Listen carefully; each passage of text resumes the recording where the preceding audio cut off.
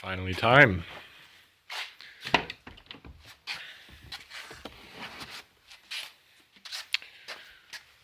What we have here, spring compressor. And what we have over here, some BlueLine fully adjustable coilovers. So today's the day it starts. Had these for over a month now. Hi Gusto. Chief Mechanic Gusto is going to help. Pass me wrenches and stuff, so I'm going to get going, and I'll try to cut out the more boring parts. I'll have to get a tripod someday. Let's just get the car jacked up and on jack stands for now.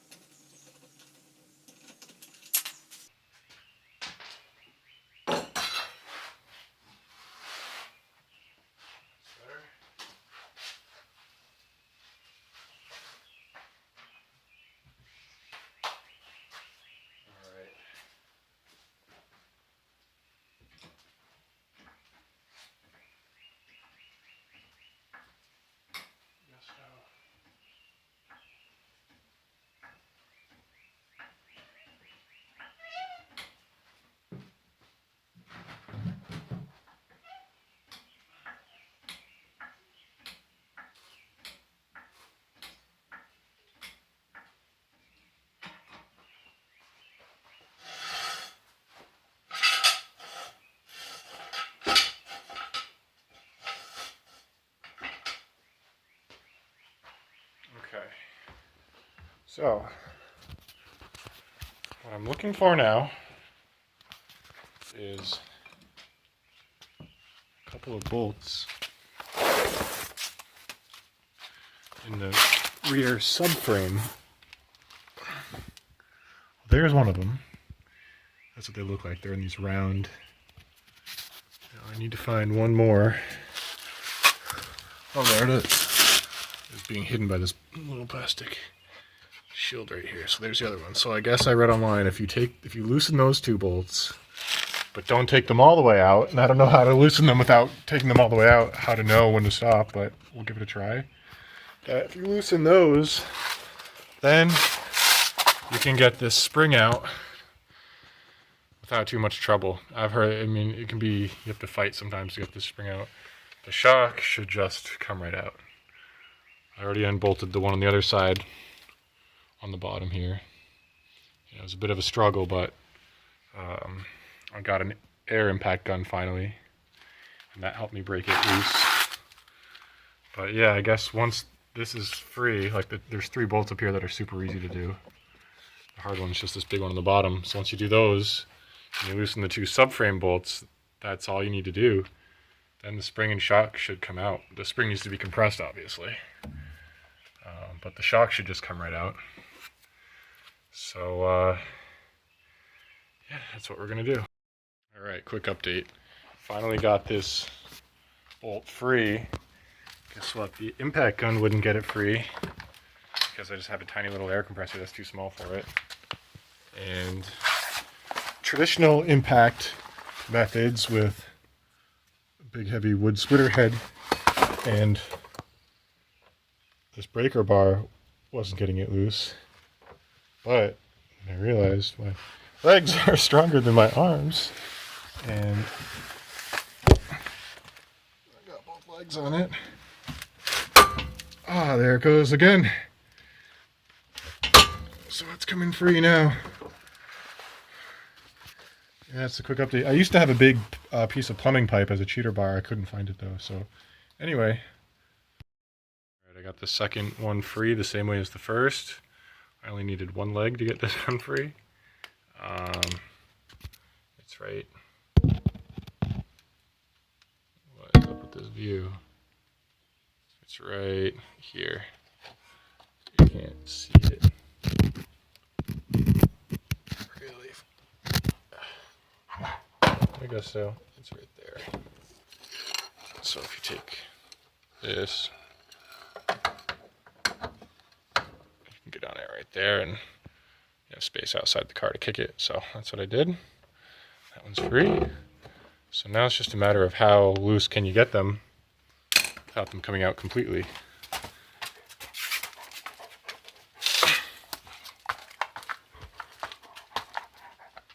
Ow, Gusto. So I think if I take out this fender liner, I'll be able to see the top of the bolts and see how loose I can get them, maybe. I don't know where you put your ball. And also I'll be able to see the top of where the spring goes, so that comes out easier. So I'm just going to take out all these things and then take the fender liner out. Alright, well, I shut off the camera by mistake, but I got the liner out, and you can see the top of the spring now, and you can see the subframe mount now.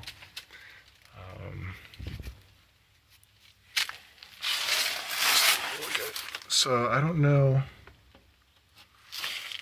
how much you can loosen this. I might go check that article online. I think you have at least a 1/2 inch, 3/4 of an inch you can take it out. I think the gaff is going to open up here. So that's what I'm going to watch when I'm doing that.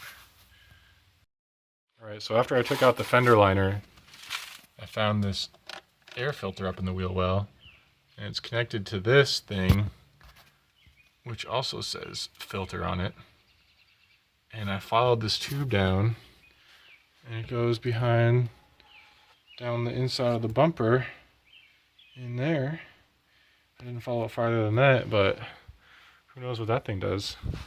Anyway, I got all the bolts loose that I need to get loose. So this lower shock bolt right here,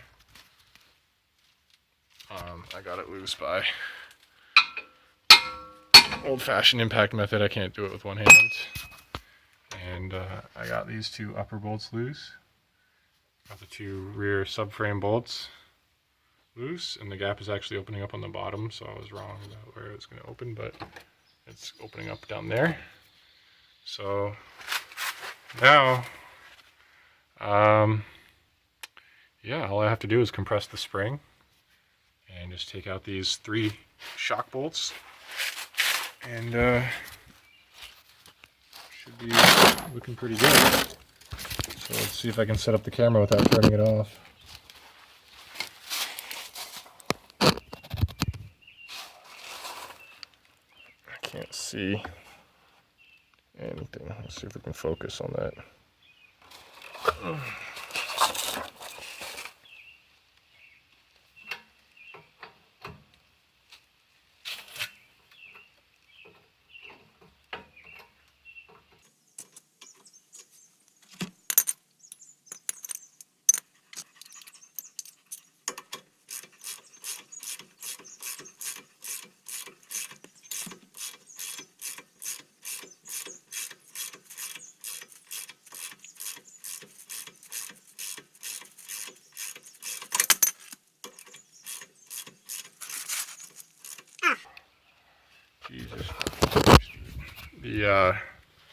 So some technical difficulties. The nut was just turning on the other side here the whole time. So I'm gonna get a wrench on that. All right, I found a wrench, and she's coming off now.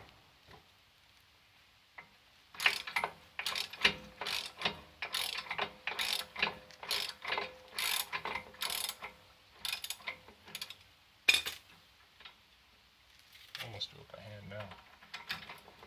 So I did this on the other side once already, and when I got this bolt loose, the shock popped. This whole strut here went boom, and it made a big sound, and it scared me.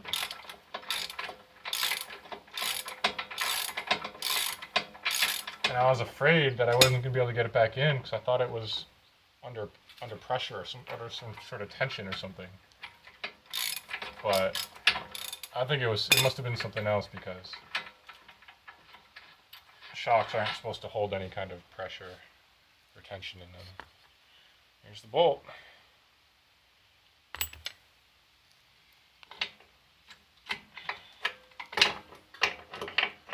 And here's, where is it?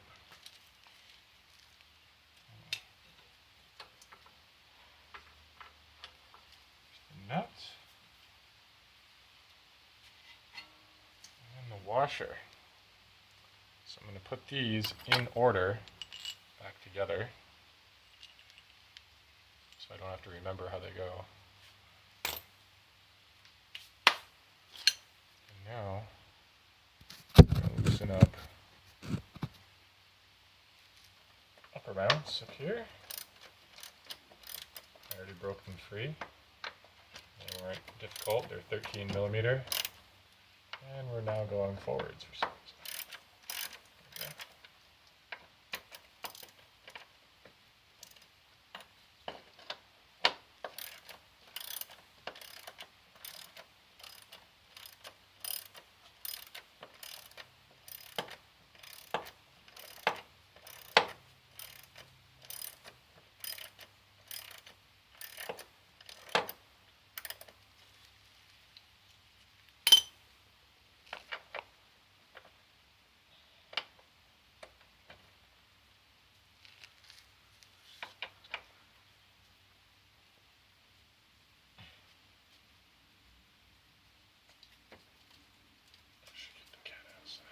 Inside all day.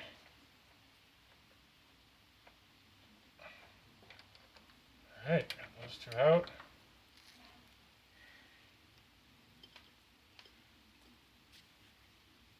Now the shock should just come right out. And it is. Oh, the rear bottom, I mean, I'm going to need to pry it out. You can see. Flip the camera around. Can't flip it around while videoing. It's got some resistance. It's kind of the rubber mount down there. It's snug in it, so I'm going to get a pry bar and try to pry that free. So I got a crowbar to pry it free, and I sprayed some penetrating oil down here, and I rocked it back and forth, and it just came free by itself. The left side actually had nothing holding it, because that's where the nut was. The right side, you can see that lighter colored part was just stuck in there. And that was all that was holding it, but it was pretty tight, pretty snug. So now, oh, she just barely clears it that way. Hold on a second. All right, I've got two hands.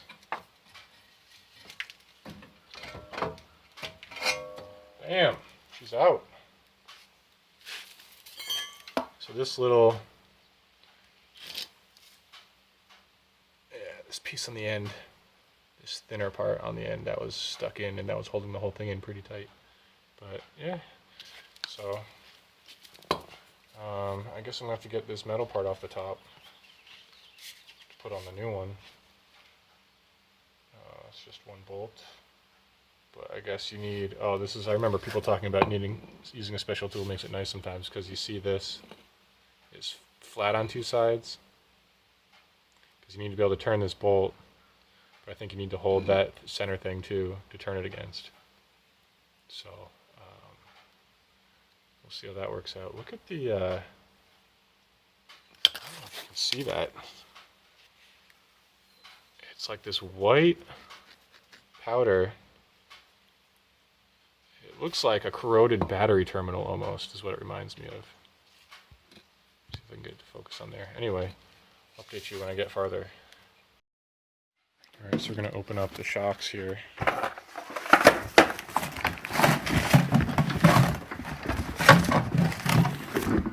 Try to figure out what goes where.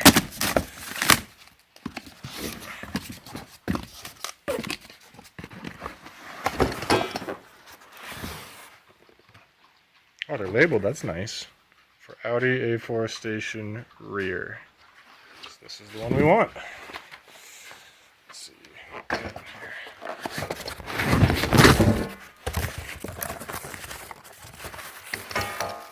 Alright, here we go. So, interesting. Yeah, see the top doesn't have the thing on it. Let's see what else. Oh, we got more things. Oh, the adjustable perch for the spring. And here's the spring. I guess that's it in that box. Very scientific, not if there's anything left. Just bang it against the ground. So anyway, now where did I put that other shock? Oh, it's on the ground right in front of me, obviously. So move this stuff out of the way. I don't know. So that's the same. But this has like a bushing, it looks like. I guess this just has a different style bushing, maybe? As you can see how the diameter gets bigger on this one, halfway down. And that sort of positions it on the bolt. Huh. So what if we... Okay. They're the same width. So... I don't know. Should work, I guess. I don't know if there's a front or a back side. Oh yeah, maybe the longer side goes to the left. It's longer on this one too. Because you see this side on the old one is bigger than this side. And this side on the new one is longer than this side. So I'm going to put it like that. And probably doesn't matter. They say it works, and a lot of people bought them, so we'll see. I'm sure it'll work. Just always got to check. Always want to look first. So yeah, now we just got to take this thing off and compress the spring and get that out of there, which might not be easy. So we'll see you then. Alright, so I got this adjustable flat crescent right here on the end there, and it wasn't too hard to get it loose. Didn't have to turn it too hard. So that's loose now. I'm going to take that off. Alright, so I got that off, and this whole boot came off with it, off the old shock here. And it actually looks like it's made to fit over the new one. Let's see, it kind of seals on down here and becomes a complete unit. So I'm going to screw that on.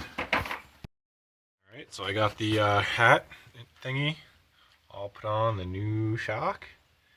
There's the old one, all rusty and crappy looking. Now I'm going to begin compressing the spring and loosening the subframe mounts. Excuse me, Dora.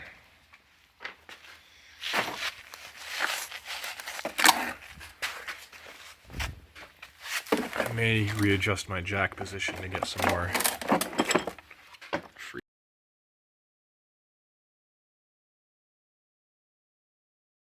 Oh, they're going to take forever.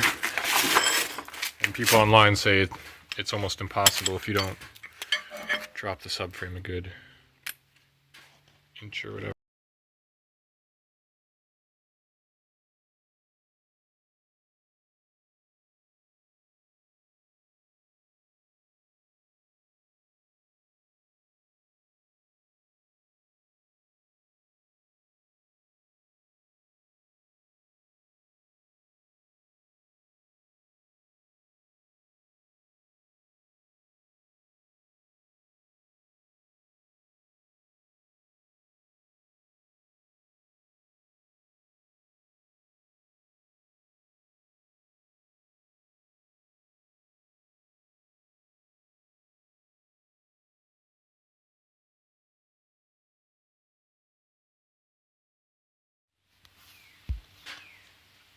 Okay, so I read online you can get the rear subframe bolts 2 inches backed out, and I'm gonna set up how the car is so that both the back end is off the ground. Alright, so got the back end lifted up. Got jack stand on each side. And I loosened all 4 of the subframe bolts under here. I read online that you can take them out almost 2 inches. You can see I took this one out pretty far, but as far as I want to. It started to feel really easy to turn. So I think it's just barely in there right now. Got the new shock all ready to go with the hat from the old one. And I'm just trying to get this spring out.